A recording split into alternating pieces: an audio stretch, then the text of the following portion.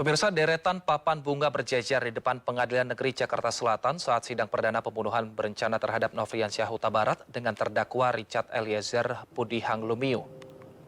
Karangan bunga ini dikirimkan oleh simpatisan dan pendukung Barada Eliezer. Deretan papan bunga ini menarasikan bentuk dukungan terhadap terdakwa Richard Eliezer. Tidak hanya karangan bunga, pemirsa, sejumlah pengunjung juga hadir dengan memakai kaos hitam bertuliskan tagar Save Baradae.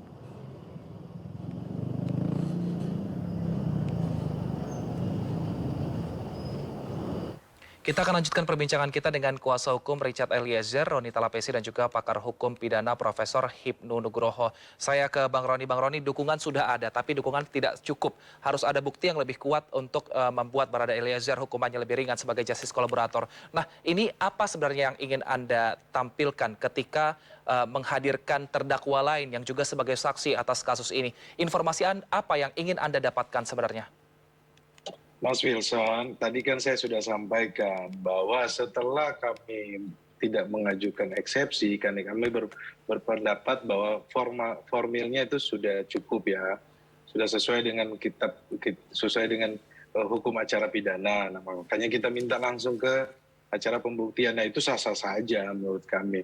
Kan terkait dengan pembuktian ini kan kami juga kan bisa bermohon untuk mengajukan saksi kan.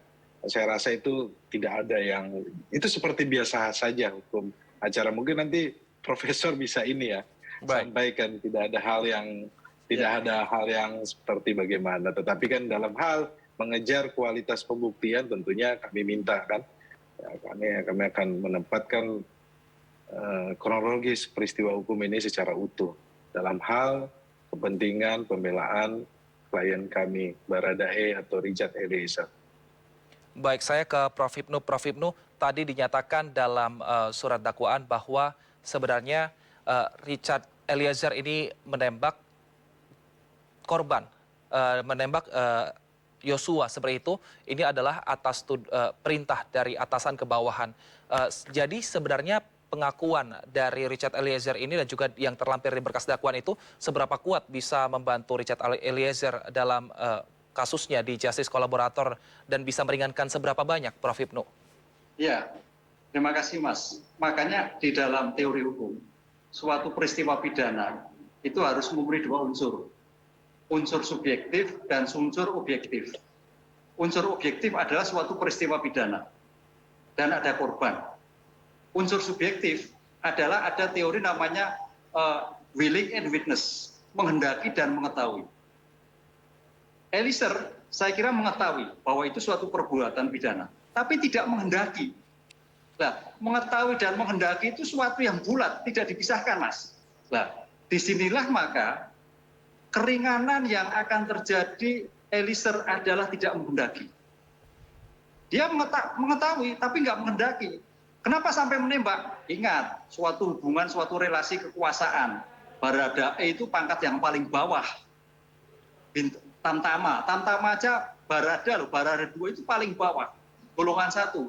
Sedangkan yang memerintahkan atasannya, seorang jenderal. Disinilah tidak ada upaya daya paksa. Dan nanti seandainya Mas Roni nanti bisa menjelaskan tidak adanya suatu upaya daya paksa, ini yang jadikan alasan sifat melawan hukumnya hilang. Sifat asas kesalahan yang terjadi itu pada hilang. Ini yang menarik ya. Tapi Ricky Rizal dalam kasus ini bisa menolak, Prof. Hipnu. Ini seperti apa lantas tadi perintahnya ini seperti apa jadinya nanti untuk dibahas ke depannya?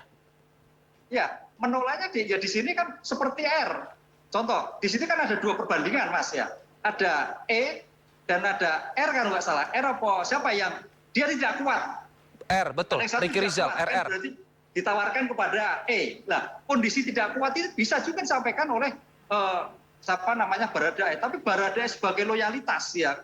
Tapi dia sadar kan itu loh, atas kekuatan yang begitu keras, atas suatu desakan yang begitu kuat, sampai kalau nggak salah teriakan, disinilah tidak ada sifat melawan hukum.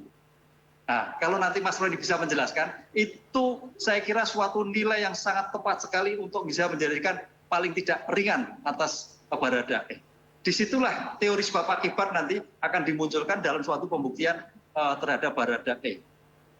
Baik, selain teori sebab akibat tadi, Bang Roni, kira-kira ini akan dihadirkan 12 saksi yang akan menjadi saksi dalam kasus yang oleh terdakwa Barada Eliezer.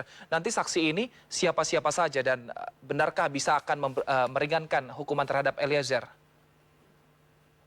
Ya, saksi ini kan saksi pelapor.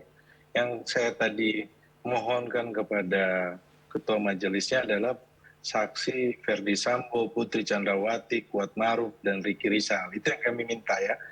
Karena hakim sampaikan bahwa saksinya harus dari saksi pelapor. Terkait dengan saksi pelapor, nanti kita lihat ya, bahwa memang dari pelapor ini kan dari keluarga korban almarhum. Kami juga pun, tadi kan klien saya sudah menyampaikan permohonan maaf, bela sungkawa. Pertama kan dulu disampaikan melalui tulisan tangan yang belum dibacakan. Nah, kesempatan hari ini maka klien saya bacakan secara tulus apa yang ungkapan rasa hatinya, karena kemarin sudah sampaikan saya tetap mau menyampaikan permohonan maaf rasa bersalah saya kepada keluarga korban. Ini kesempatan di persidangan pertama ini klien saya menyampaikan bahwa dia hanya berdasarkan perintah. Fokus kita seperti itu, tetapi nanti masalah pembuktiannya nanti kita sampaikan ya satu persatu. Kita minta supaya semua pihak ikut mengawasi, kemudian teman-teman dari media juga ikut proses ini sehingga semuanya berjalan baik. Harapannya seperti itu. Baik, kalau dari saksi terdakwa Richard Eliezer, kira-kira siapa nanti yang akan dinilai ungkapannya ini bisa meringankan hukuman Eliezer, Bang Roni? Ya, nanti kita sampaikan Mas Wilson, karena terkait dengan strategi tim penasihat hukum belum kita bisa sampaikan saat ini ya. Tapi perlu kita sampaikan, kemarin kan kita menganalisa kan kualitas saksi mana yang dipercaya antara Ferdi Sambo dengan Richard Eliezer. Kalau kita flashback kan publik sudah tahu kan situasinya kan. Klien saya ini yang berkata jujur, yang menyampaikan kebenaran sehingga kasus ini menjadi terbuka dan menjadi terang. Nah, tapi kalau kualitas kesaksiannya Ferdi Sambo silakan saja publik menilai sendiri kan. Saya rasa semuanya sudah tahu ya.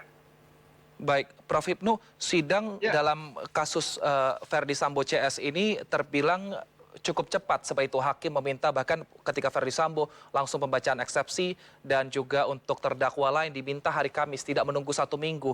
Sebenarnya adakah yang membedakan kecepatan dari proses sidang ini jika dibandingkan dengan mungkin sidang-sidang lain pada umumnya mungkin membutuhkan waktu 1 minggu atau di minggu depannya untuk eksepsi lalu untuk pemeriksaan saksi?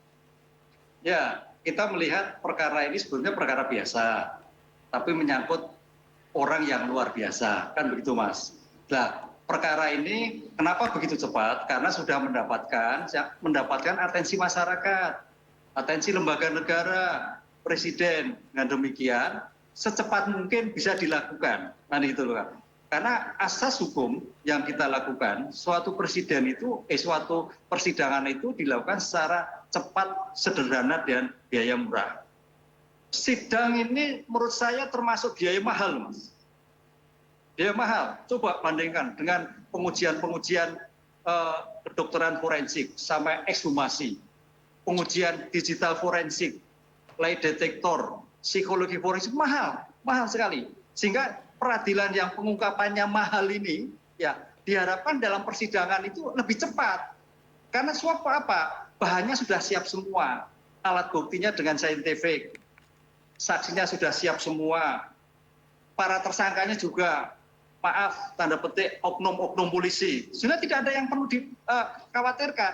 Sehingga saya memberikan apresiasi sekali kepada Pengadilan Negeri Jakarta Selatan untuk cepat, karena biar cepat perkara ini cepat selesai. Kan Baik. itu. Ya, kita harapkan semoga pengadilan ini cepat selesai dan juga berjalan dengan lancar sehingga lebih jelas vonis hukumnya dan juga kasus hukumnya lebih terang ke masyarakat. Terima kasih Bang Roni Talapesi, kuasa hukum Richard Eliezer, dan juga pakar hukum pidana Universitas Jenderal Sudirman Purwokerto, Profesor Hipnu Nugroho telah bergabung bersama kami di MNC News Now. Sehat selalu. Terima kasih. Terima kasih Mas. Matur nuwun. Pemirsa, usai jeda kami akan hadirkan informasi menarik lainnya. Tetap bersama kami.